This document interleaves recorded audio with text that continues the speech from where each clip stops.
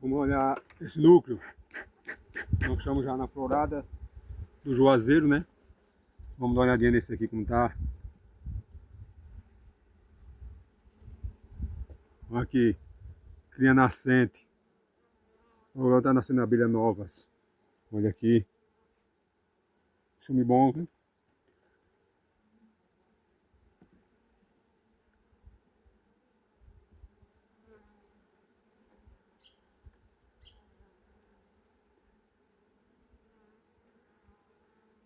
Que ovos, olha. Esses abertos aqui são tudo ovos. Esse outro lado tá bem.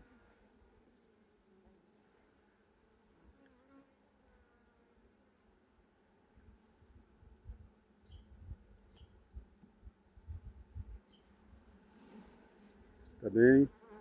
Abelhas de vários estados, nascendo, outras novas, aí por diante.